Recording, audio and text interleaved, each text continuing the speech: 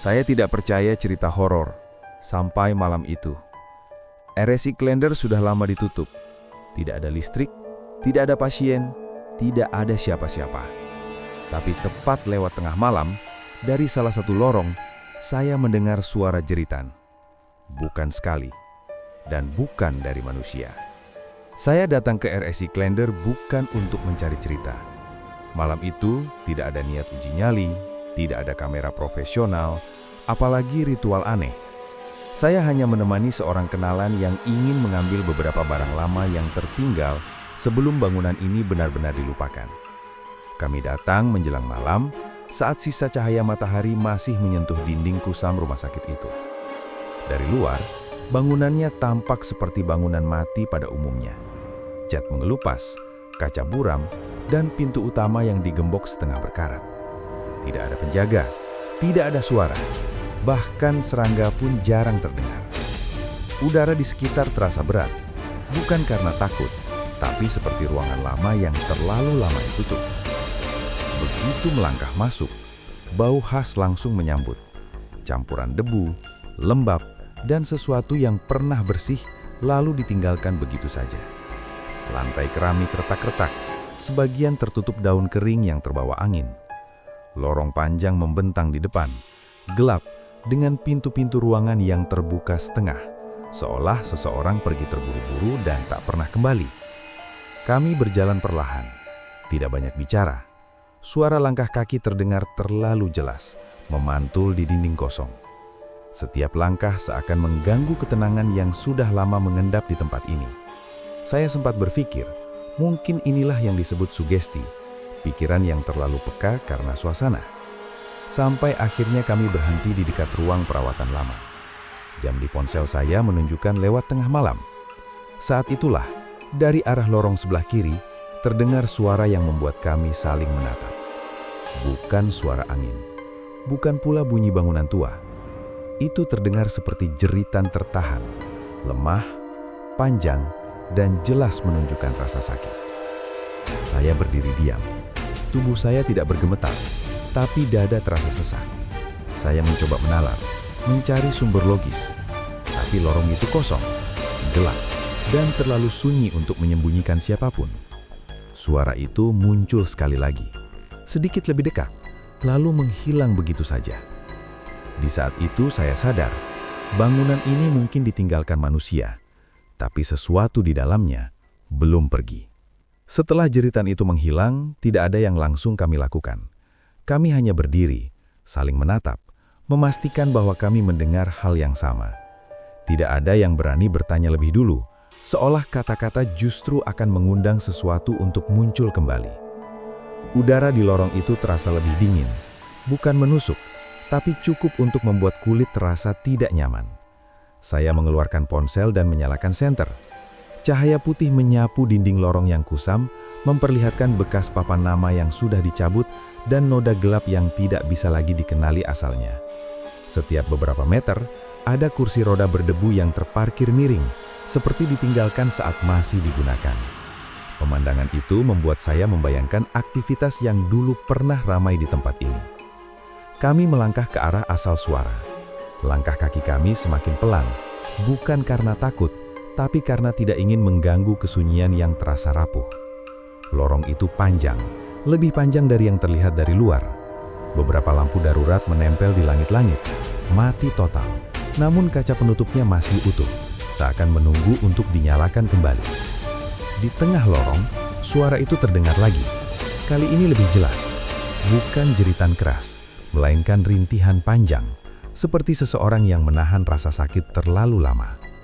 Suara itu tidak bergema seperti suara biasa. Ia terasa dekat, tapi tidak memiliki arah. Saya berputar, mencoba menangkap dari mana asalnya.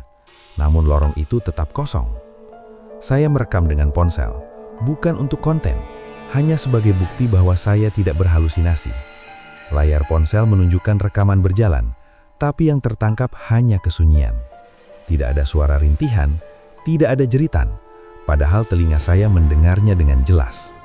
Teman saya mulai gelisah, nafasnya terdengar lebih cepat. Ia berbisik bahwa ia ingin keluar. Saya mengangguk. Saat kami berbalik, Suara itu berhenti seketika. Lorong kembali sunyi, seolah tidak pernah terjadi apa-apa. Kami berjalan menjauh, namun perasaan tidak nyaman justru semakin kuat. Bukan karena takut dikejar, tapi karena ada kesan kami sedang diperhatikan. Seperti ada sesuatu yang berdiri diam, memperhatikan langkah kami pergi, menunggu kami lengah. Di titik itu, saya mulai menyadari satu hal yang mengganggu pikiran saya. Suara itu tidak meminta tolong. Ia hanya mengulang rasa sakit yang sama, berulang-ulang, di tempat yang seharusnya sudah lama mati.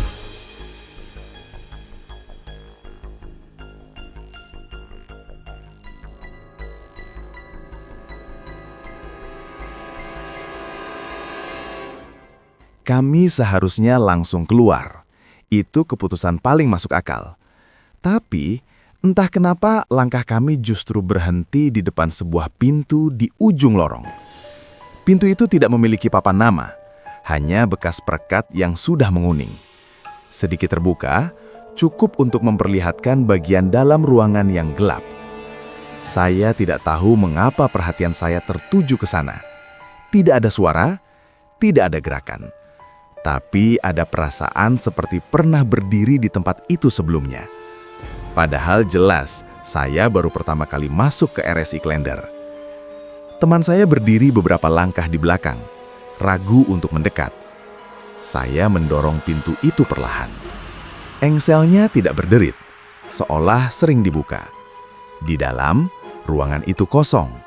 Tidak ada ranjang, tidak ada peralatan medis. Hanya lantai bersih yang anehnya bebas debu di bagian tengah, seakan sering diinjak. Dindingnya pucat dengan bekas gantungan infus yang masih menempel. Begitu saya melangkah masuk, dada saya terasa berat. Bukan sesak seperti panik, melainkan tekanan yang datang perlahan, seperti emosi yang bukan milik saya. Kepala saya mendadak penuh dengan gambaran singkat, kilatan wajah seseorang yang menahan sakit, suara nafas pendek, dan lampu yang terlalu terang. Saya mundur selangkah, mencoba menenangkan diri. Saat itulah suara rintihan itu muncul lagi. Kali ini sangat dekat, bukan dari lorong, bukan dari sudut ruangan. Rasanya seperti berasal dari dalam ruang itu sendiri. Tapi tidak ada siapa-siapa. Saya menoleh ke teman saya. Wajahnya pucat. Ia tidak berkata apa-apa, hanya menunjuk ke arah lantai.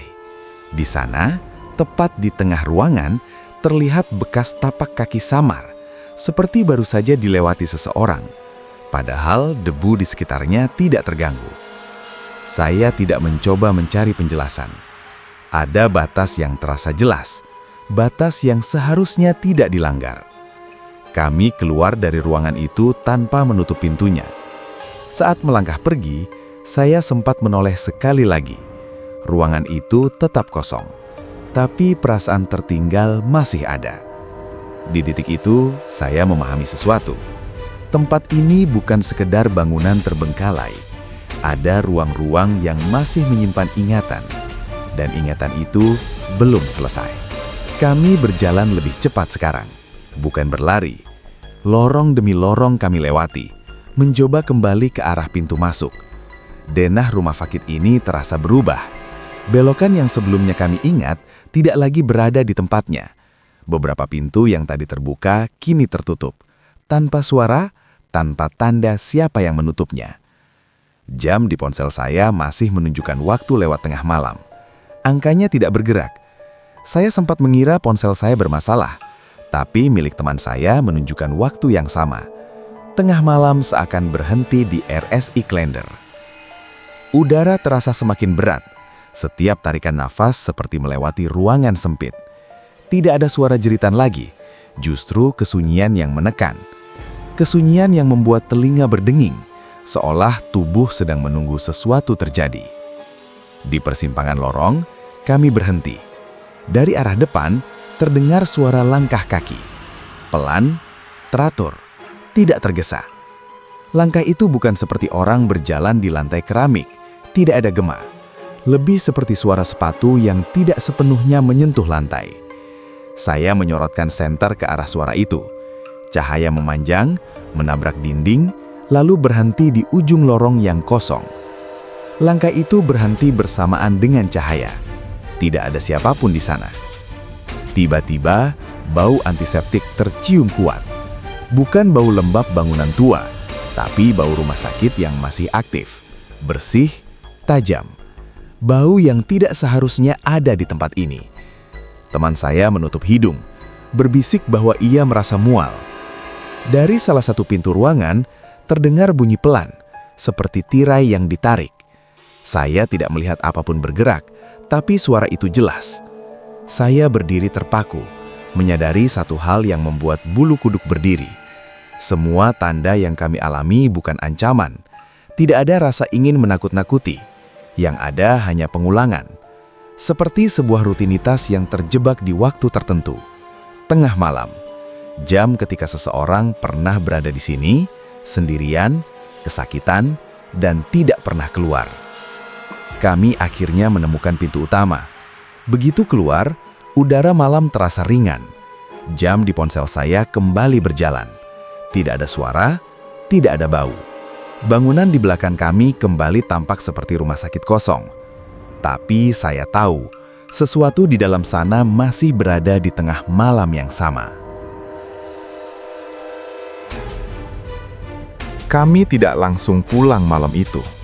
Kami duduk di pinggir jalan, tidak jauh dari bangunan RSI Klender, membiarkan tubuh dan pikiran kembali normal. Tidak ada yang bicara tentang apa yang baru saja terjadi.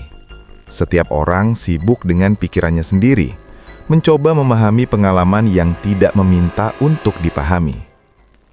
Dalam perjalanan pulang, saya memutar ulang rekaman di ponsel. Tetap sama. Tidak ada jeritan, tidak ada rintihan, tidak ada suara langkah. Hanya suara nafas kami sendiri dan gesekan kaki di lantai. Bukti bahwa sesuatu bisa terdengar jelas oleh manusia, tapi tidak tercatat oleh apapun. Beberapa hari setelah kejadian itu, saya sempat mencari informasi tentang RSI Klender. Saya tidak menemukan banyak hal yang aneh. Tidak ada cerita besar, tidak ada berita menghebohkan.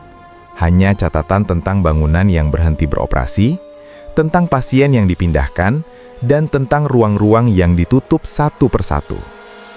Namun, ada satu hal yang terus teringat. Suara yang saya dengar tidak pernah berubah.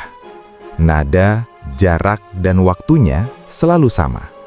Seolah bukan makhluk yang berusaha menampakkan diri, melainkan ingatan yang terus diputar ulang. Rasa sakit yang belum selesai. Sejak malam itu, cara pandang saya berubah. Saya tidak lagi melihat tempat terbengkalai sebagai ruang kosong. Ada peristiwa yang tertinggal, emosi yang tidak ikut pergi, dan waktu yang berhenti bagi sebagian cerita. Tidak semuanya ingin menakut-nakuti. Sebagian hanya ingin diakui pernah ada. Saya tidak mengatakan bahwa semua cerita horor itu nyata, tapi saya juga tidak lagi menertawakannya. Karena ada hal-hal yang tidak meminta kita percaya, hanya meminta kita diam sejenak dan mendengarkan. RSI Klender kini tetap berdiri, sunyi, dan terkunci. Orang-orang melewatinya tanpa menoleh. Tapi setiap kali lewat tengah malam, saya teringat satu hal sederhana. Ada tempat yang kelihatannya kosong, padahal masih menyimpan suara. Dan suara itu tidak pernah direkam kamera. Kisah ini bukan tentang keberanian, bukan pula tentang membuktikan sesuatu yang gaib. Ini tentang bagaimana sebuah tempat bisa menyimpan lebih dari sekedar dinding dan lantai.